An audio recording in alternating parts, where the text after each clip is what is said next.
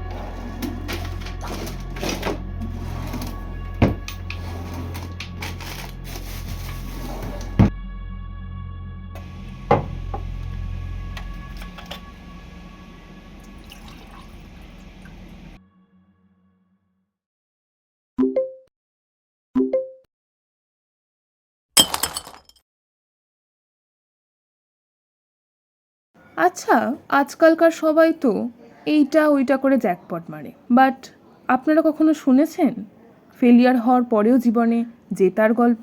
তাও 19-এর দশকের মতো সময়। গল্পটা হলো তারই, যিনি ফেলুদার মতো চরিত্রের সৃষ্টিকর্তা, কিংবদন্তি সত্যজিৎ রায়, যার আজ 105তম জন্মবর্ষ। সত্যজিৎ রায়ের জীবনের সাফল্যের পথটাও একেবারেই সহজ ছিল না। তিনি প্রথম দিকে তার চলচ্চিত্র পথের পাঁচালী তৈরি করার সময় প্রচুর আর্থিক সমস্যার সম্মুখীন হন। অনেক প্রযোজক তাকে কাজের উপর ভরসা করতে চাননি, ফলে শুটিং বন্ধ হয়ে যায়।